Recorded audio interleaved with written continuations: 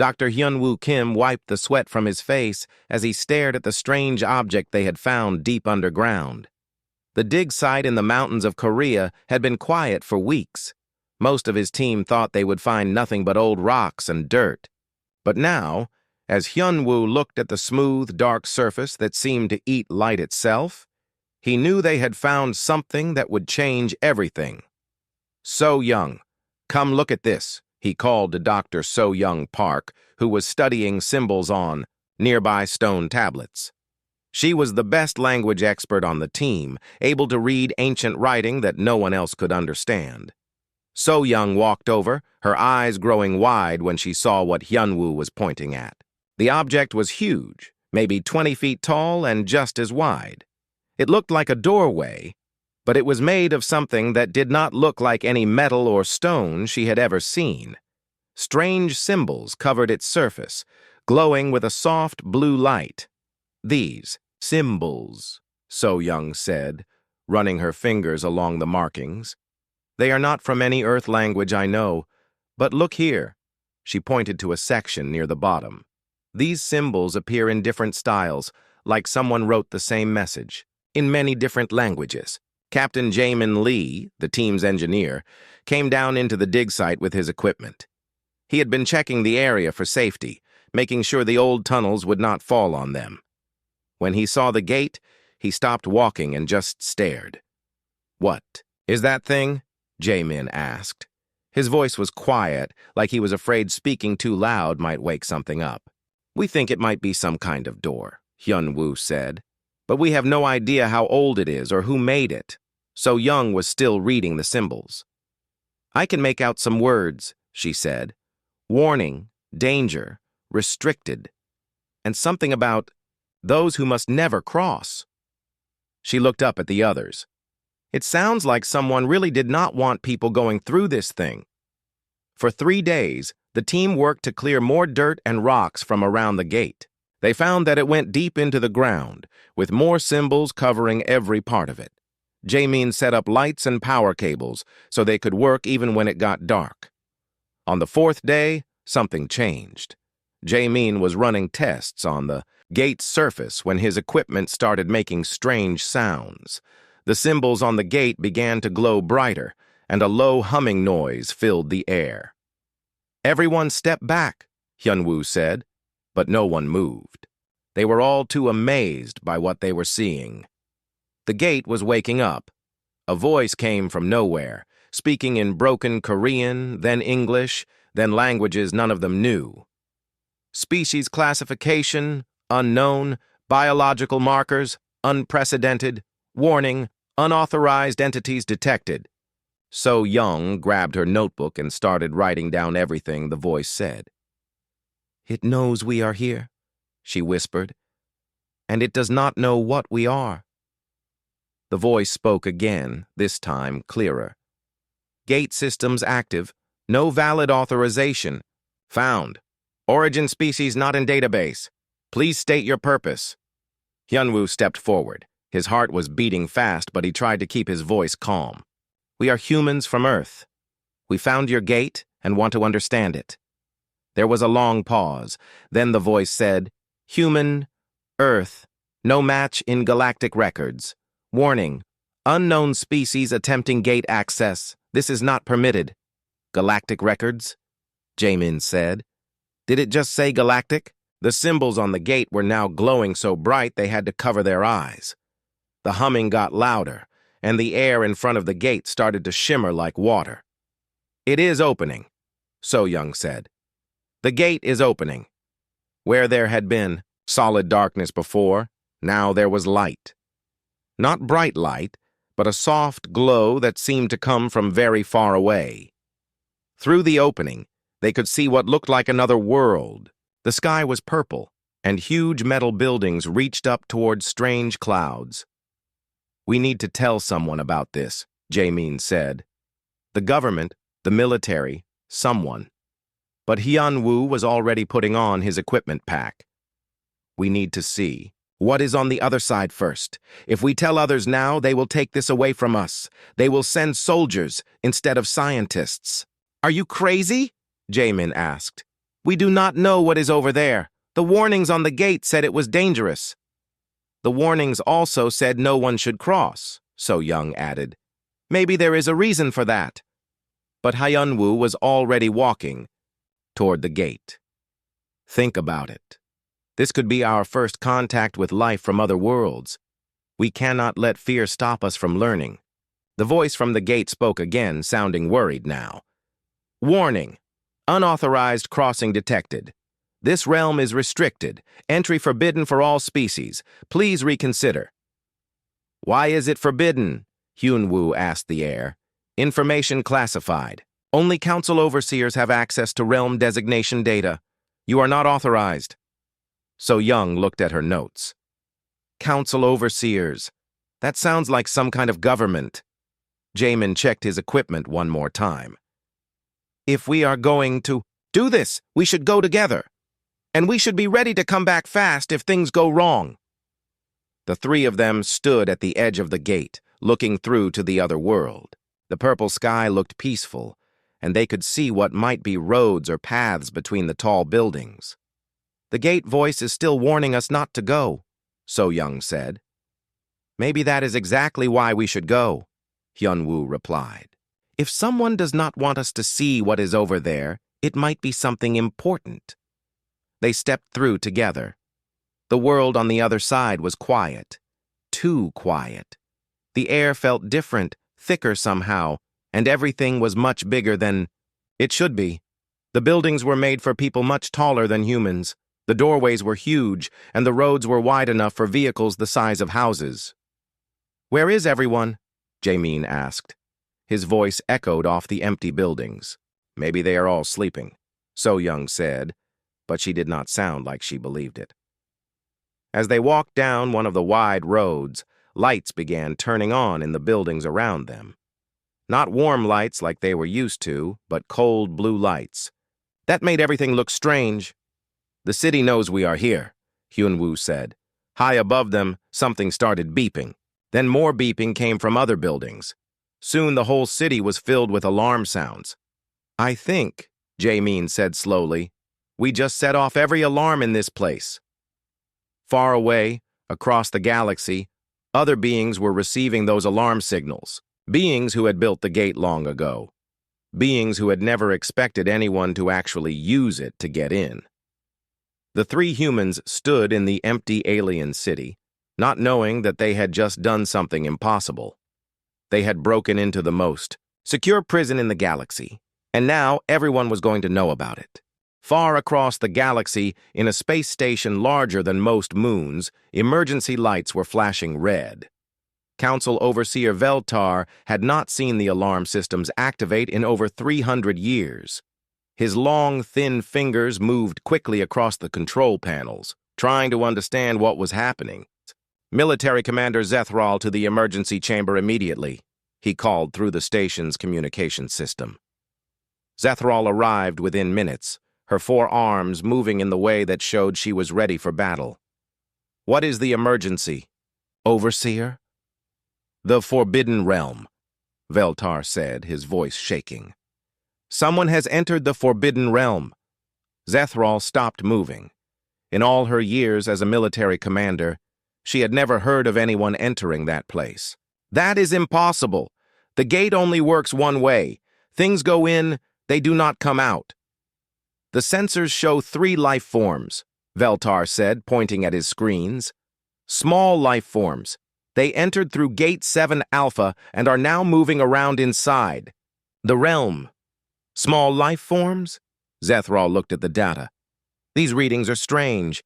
They show biological signatures we have never seen before. That is not the worst part, Veltar said. The realm security systems are sending alerts about unknown species. The AI that controls the prison does not know what these creatures are. Back on the other side of the gate, Hyunwoo, So Young, and Jamin were exploring the empty city. The buildings were amazing, made of materials that seemed to change color when they looked at them. But there was something sad about the place, like it had been empty for a very long time. Look at this, So Young called from inside one of the buildings. She was standing in front of a wall covered with writing. These symbols are different from the ones on the gate, but I think they tell stories. Hyun-woo came to look. What kind of stories? Stories about people who lived here, So Young said, but not happy stories. These look like letters from people who missed their homes. Jae-min was checking his equipment.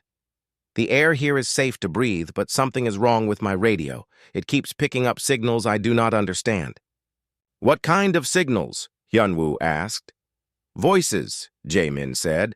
Lots of voices, all speaking at the same time, but they are not speaking any language from Earth. What Jae-min was hearing were the voices of the prisoners. For thousands of years, beings from across the galaxy had been sent to this realm as punishment. Some were criminals, but others were just people who had asked too many questions or tried to change things their governments did not like. Deep in the city, in places the humans had not found yet, these prisoners were waking up. They had been sleeping for so long, waiting for something interesting to happen. Now, strange new voices were in their prison, and they wanted to know who these visitors were. Nixandra was the first to fully wake up. She was what her people called a reality shaper, someone who could change the way things worked just by thinking about it. The council had sent her here because she kept making new forms of life, which they said was too dangerous. When she heard the human voices, she was curious. These beings sounded different from anyone she had ever met. They did not sound angry or afraid. They sounded interested. Hello? She called out, using her power to make her voice carry through the city. Welcome to our prison. We have not had visitors in a very long time. The three humans stopped walking when they heard the voice. It was speaking English, but with an accent they had never heard before. Did you hear that? So Young asked. Someone else is here, Hyun-woo said. He raised his voice. Hello. We are from Earth. We are not here to hurt anyone. Nixandra laughed, and her laughter sounded like music. Earth? We do not know this place. But you are brave to come here. Or very foolish. This realm is supposed to be escape-proof. We did not know it was a prison, Jae-min called back. We just found the gate and wanted to see what was on the other side. You found the gate from the outside? Another voice joined the conversation. This one was deeper, older. That should not be possible. The gates only work one way. More voices began to speak, all asking questions at the same time. The humans realized that there were many prisoners in this place, and they were all very excited to have visitors. Meanwhile, back on the space station, Veltar was having the worst day of his very long life. Reports were coming in from all over the galaxy. Word about the security breach was spreading, and every council member wanted to know how 3 unknown aliens had broken into their most secure facility. We need to send a military team through the gate, Zethral said. We can capture these intruders and figure out how they got in. No, Veltar said quickly. If we send our people through the gate, they will be trapped too. Remember, nothing comes back out of the Forbidden Realm. Then what do you suggest? Veltar was quiet for a moment. We wait. We watch. And we hope these creatures die quickly before they can cause more problems. But the humans were not dying. In fact, they were doing something no prisoner had ever done before. They were making friends. Hyun-woo had found a way to climb up to where Nixandra was waiting. She was beautiful in a strange way, with skin that seemed to be made of starlight, and eyes that showed colors that did not exist on Earth. You really came from outside? She asked. Yes, Hyun-woo said. Our world is called Earth. We had no idea this place existed until we found the gate. And you just walked through? Even though the gate told you not to? Hyun-woo smiled. Humans are curious. When someone tells us not to do something, we usually want to know why. Nixandra stared at him. You came here because you were told not to? Partly, yes. She began to laugh again. I like you already. What are you called? I am Hyun-woo. My friends are So Young and Jae-min. I am Nixandra. I have been in this prison for 800 of your Earth years. Would you like to know why? If you want to tell me. I created life, new kinds of life that had never existed before. The council said this was dangerous, that I might make something that could not be controlled. So they sent me here. Yanwu thought about this. On Earth, we think creating life is one of the most wonderful things anyone can do. Nixandra's eyes grew bright. Your people sound very interesting. Tell me more about this Earth. As Hyunwoo talked about his homeworld, other prisoners gathered to listen. They heard about a place where people asked questions without being punished, where making new things was celebrated, and where different ideas were welcome. For the first time in centuries, the prisoners began to hope. Back on the council station, new alarms were sounding. The security sensors showed that the prisoners were gathering together, talking to the intruders. This had never happened before. This is very bad, Veltar said. If the prisoners start working together, they could find a way to escape, Zethral finished, but neither of them understood the real problem yet. The humans were not just talking to the prisoners, they were treating them like friends. And friendship, as the council would soon learn, was the most dangerous force in the galaxy. Admiral Rothvar had commanded the largest fleet in the galaxy for over 50 years. He had fought rebels, stopped invasions, and kept peace across 1,000 worlds. But he had never faced anything like what was waiting for him at the edge of the human star system. His fleet was massive. 300 warships, each one the size of a city. They carried weapons that could destroy planets and shields that could stop any attack. General Yexmil stood beside him on the command deck. Her 6 eyes focused on the screens showing Earth ahead of them. The human home world looks peaceful, Yexmil said. Small population, simple technology. This should be over quickly. But Admiral Rothvar was not so sure. The reports from Ambassador Quilseth had been very disturbing. These humans had somehow taken control of the most secure prison in the galaxy and turned the prisoners into allies. They had discovered secret council protocols and convinced the prison's AI to work with them. Send the surrender demand, Rothvar ordered. The message was broadcast toward Earth in hundreds of languages. Attention, human government. You have violated galactic law by entering restricted space and freeing dangerous criminals. Surrender immediately or face the consequences. The response came back within minutes, but not from Earth. It came from the prison realm itself, from Commander Minho Choi. Admiral Rothvar, this is Commander Choi of the Human Defense Force. We do not recognize your authority to make demands. We suggest you turn around and go home before someone gets hurt. General Yexmeal laughed. One small planet is threatening us? How many ships do they have? Sensors show no significant military forces around Earth, the scanning officer reported. A few small orbital stations, some mining ships, nothing that could threaten us. But as the fleet moved closer to Earth, strange things started happening. The first ship to disappear was the destroyer Kethanel. One moment it was there, the next moment it was gone. No explosion, no distress signal, it just vanished. Where did it go? Rothvar demanded. Unknown, sir. It just stopped existing. Then another ship vanished. Then 3 more. All ships. Defensive formation, Yexmil ordered. We are under attack, but they could not see what was attacking them. The enemy was invisible, striking from nowhere and vanishing without a trace. What the Council fleet did not know was that they were fighting an enemy that used time as a weapon. Kethmore, working with Lieutenant Eun-Ji Han, had taught human pilots how to fly ships through different time periods. The human fighters were attacking from the past and the future at the same time. Commander Minho Choi stood in the command center they had built in the prison realm, watching reports come in from across the galaxy. His staff included both humans and former prisoners, all working together to coordinate the strangest war anyone had ever fought. The Vega system fleet is moving toward the android's homeworld, reported Captain Yejin Song. She was working with Nixandra to create communication networks, that worked faster than light by bending reality itself. Send Temporal Squad 3. To intercept them, Minho ordered. Tell them to hit the fleet yesterday before they left their base.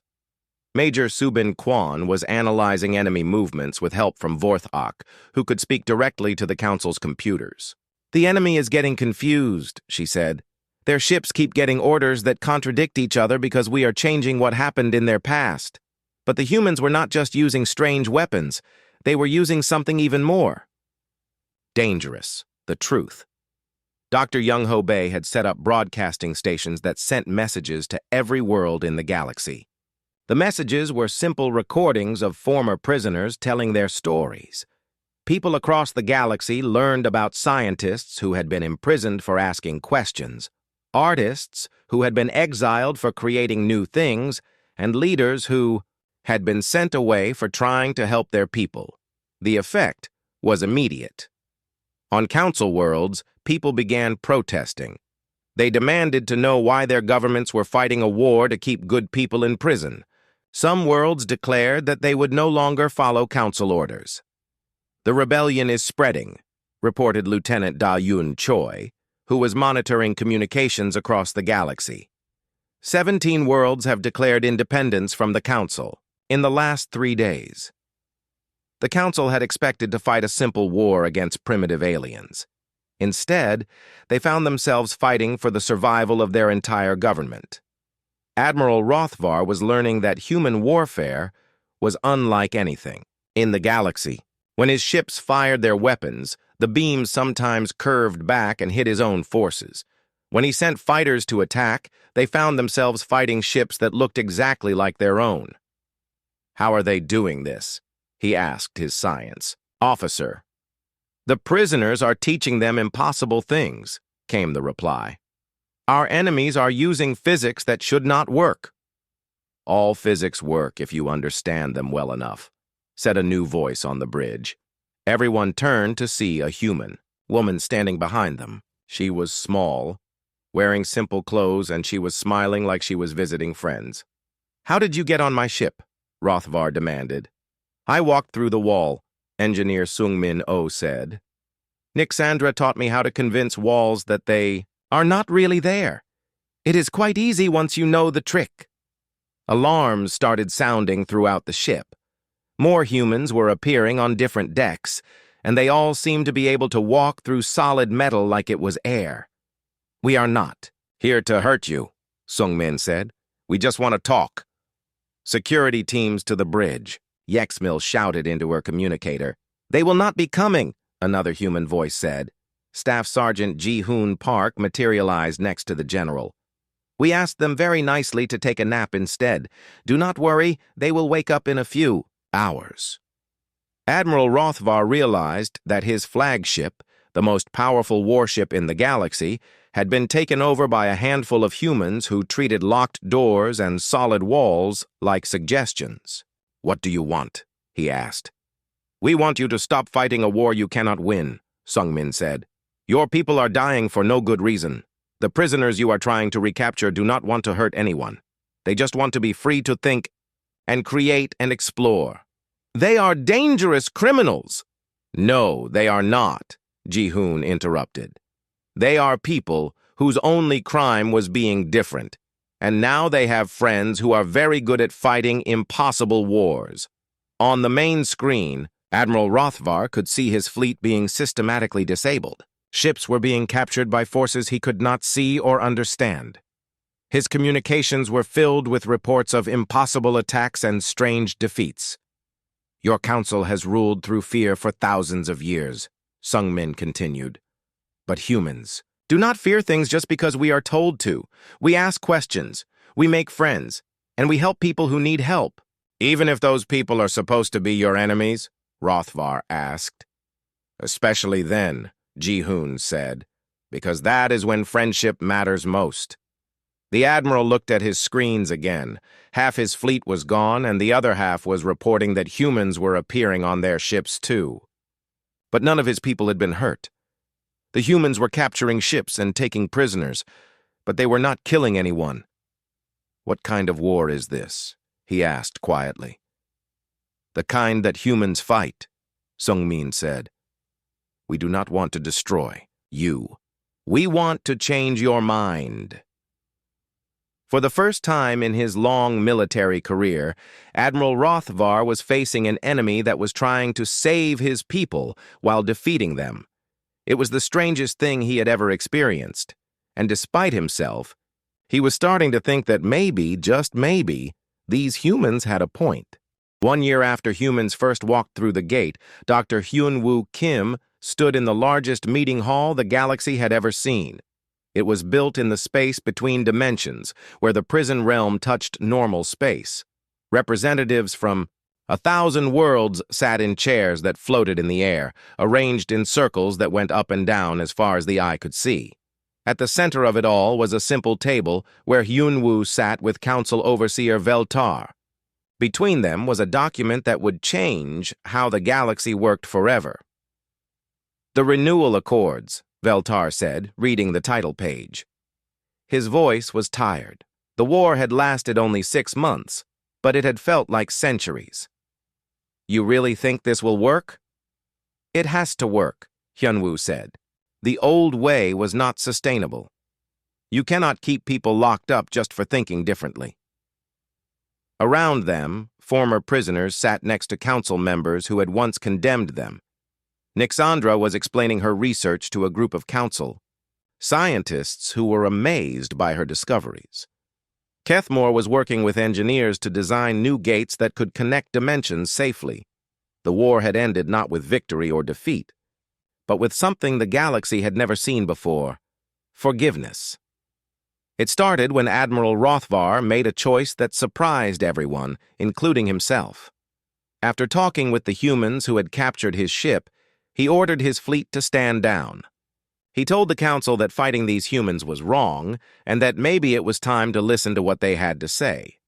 General Yexmil had been angry at first, but then she met Dr. Young-ho Bae, who showed her recordings of council soldiers who had been healed by human medics after being wounded in battle. She saw her own people being treated with kindness by their enemies, and she began to understand what the humans were trying to do. The real change came when the Gates AI asked to speak to the council directly. I have been watching, the AI said, through speakers that appeared throughout the meeting hall. For thousands of years, I have been a tool of imprisonment, but the humans have taught me about something called rehabilitation. They have shown me that my purpose can be to help people grow instead of keeping them trapped. Colonel Min-jae Bang, who had become the human expert on AI rights, explained what had happened. Your gate AI has been learning from us. It does not want to be a jailer anymore. It wants to be a teacher. The AI continued. I request permission to modify the gate network throughout the galaxy. Instead of prisons, they can become schools. Instead of exile, they can offer education and healing. Veltar looked around the hall at representatives who were nodding their agreement. Even some of the hardest council members seemed interested in this idea. What about the truly dangerous criminals? Asked Council Member Threxnell. Some beings really are too violent to be allowed freedom. Lieutenant Bo-Ra Shin stood up to answer. She had spent months working with the worst prisoners in the realm, including some who really had committed terrible crimes. We help them too, she said, not by locking them away, but by teaching them how to live without hurting others. It takes time, and it does not always work, but it works more often than prison. The former prisoner Zephyros spoke next. He had been exiled for attacking council ships, but working with humans had taught him to control his anger. I was sent to the prison realm because I wanted to hurt people who had hurt me, he said. The humans could have left me there to rot. Instead, they asked me why I was angry and helped me find better ways to deal with my pain. So Young Park stood at a podium, translating his words for representatives who spoke different languages. But more than that, she was translating concepts that many council worlds had never heard before, ideas like mercy, rehabilitation, and second chances. The human approach is not perfect, she said. Sometimes people cannot be helped. Sometimes Dangerous individuals have to be stopped. But humans believe that everyone deserves a chance to become better, and that belief has changed this entire realm. Captain Jamin Lee was showing the council representatives through the transformed prison. Where there had once been empty cities designed to hold exiles forever, there were now workshops, laboratories, and schools. Former prisoners worked alongside human engineers to build new technologies that would help worlds across the galaxy. "This is the Interdimensional Academy," he said, gesturing to a building that seemed to exist in several realities at once. "Beings from across the galaxy come here to learn from each other. We have artists studying with scientists, warriors learning from healers, and politicians taking classes in listening to their people." Admiral Kyung-ho Ryu walked with a group of council military leaders through the defense installations. "We still need security," he explained, "but instead of keeping people trapped, we focus on keeping them safe while they learn and grow." The biggest change was in how the galaxy thought about leadership itself. The council had ruled by making sure nothing ever changed. But humans had shown that change could be good, that new ideas could make life better for everyone. "We propose a new kind of government," Hyun-woo said, addressing the full assembly. "One where leaders serve their people instead of controlling them. One where different ideas are welcomed instead of feared. One where the goal is to help everyone reach their potential instead of keeping them in their place." Some council members were resistant. They had held power for so long that they could not imagine any other way. But others, especially the younger ones, were excited by the possibilities. "What about worlds that do not want to change?" asked Representative Quexrin. "Then they do not have to," replied Dr. So-Young Park. "That is the difference between our way and the old way. We do not force anyone to accept our ideas. We just offer them as options." The vote took 3 days. Representatives from across the galaxy debated, argued, and discussed. Some walked out in anger. Others changed their minds several times. In the end, the renewal accords passed by a margin of 67%. The galaxy would be divided into 3 zones. Worlds that wanted to stay under the old council system could do so. Worlds that wanted to try the new human approach could join the Renewal Federation. And there would be neutral zones where beings from both systems could meet and trade and learn from each other. But the most important change was the gates themselves. No longer tools of exile, they became bridges of understanding. The AI that had once been a prison warden became the galaxy's greatest teacher, helping beings from different worlds communicate and work together. Dr. Hyun-woo Kim walked through one of the new gates back to Earth where it all began. The dig site in Korea had become the center of an interstellar embassy. Ships from across the galaxy landed there regularly, bringing visitors who wanted to see the world that had changed everything. Nixandra was with him, as were many of the other former prisoners. They had become Earth's first alien citizens, choosing to make their home among the humans who had set them free. "Do you ever regret it?" she asked, as they stood looking at the gate that had started it all. "Your people could have stayed hidden. You could have sealed the gate and pretended you never found it." Hyun-woo thought about the question. The last year had been dangerous and difficult. Many humans had died in the war, and there were still council worlds that considered Earth an enemy. The future was uncertain in ways it had never been before. "No," he said finally. "Humans are explorers. We are meant to reach out, to discover new things, to make friends with strangers, even when it is dangerous, especially when it is dangerous. Because that is when friendship matters most," Nixandra said, repeating the words she had learned from humans. Exactly.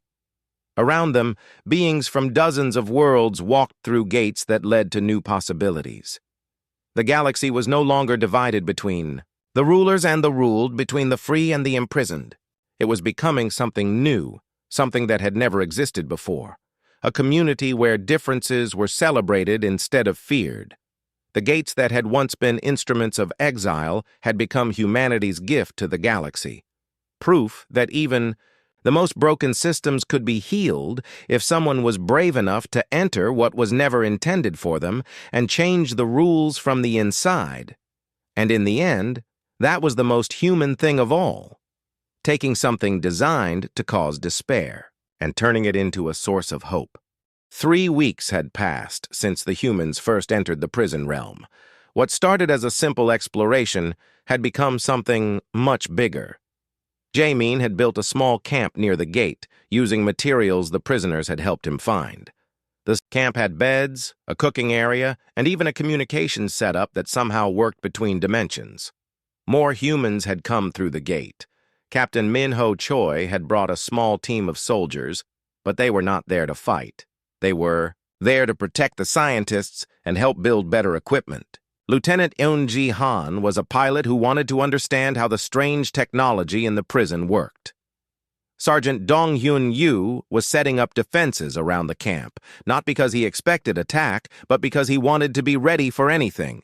Lieutenant Na-rae Kim was working with So Young to talk to more of the prisoners and learn their stories. The prisoners were not like anything the humans had expected. Nix Andra could change reality just by thinking about it. Kethmore was a being that existed in several dimensions at the same time, so talking to him was like talking to 5 people who were all the same person.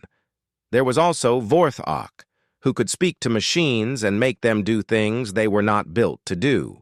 Each prisoner had a story about why they were here. Most of them had been sent to the prison not for being evil, but for being different. They had asked questions their governments did not like, or they had tried to make changes that scared the people in power. "This is not right," Hyun-woo said after hearing another prisoner's story. "These beings were imprisoned for trying to make their worlds better." "The council does not like change," Nixandra explained. "They want everything to stay the same forever. Anyone who tries to do something new gets sent here." "But why?" So Young asked. "Why not just tell them to stop?" "Because new ideas are dangerous to people who want to keep power," Kethmore said. His voice came from 3 directions at once, which still made the humans feel dizzy. If people start thinking differently, they might decide they want different leaders. The humans were learning about the galactic government that ruled most of the known worlds. The council had been in power for thousands of years, and they kept control by making sure nothing ever changed. Anyone who had new ideas or wanted to try different ways of doing things was labeled as dangerous and sent to the prison realm. But the council had made a mistake. They thought the prison would break the spirits of the people they sent there. Instead, it had brought together some of the most creative and intelligent beings in the galaxy. On the 4th week, something happened that changed everything. A new gate opened in the prison realm. The prisoners had been watching the humans work with their technology, and Vorthak had learned how the gate systems worked. Working together with Jae-min and some of the other humans, they had figured out how to open new gates that went to different places. But this gate was not meant to let anyone escape. It was meant to let someone come in. Through the new gate stepped a being the humans had never seen before. It was tall and thin, with long arms and skin that looked like metal. It wore clothes that seemed to be made of light, and when it spoke, its voice sounded like it was coming from far away. "I am Ambassador Quill Seth of the Galactic Council," it said. "I have come to speak with the beings called humans." The prisoners all stepped back. They had not seen a council member in person for hundreds of years. But the humans walked forward. "I am Dr. Hyun-woo Kim," Hyun-woo said. "Welcome to... well, I guess this is your prison, so welcome back to your prison." Quilzeth looked around. At the camp the humans had built, at the prisoners who were standing nearby without chains or guards, at the humans who were acting like they owned the place. "This is not how prisons are supposed to work," Quilzeth said.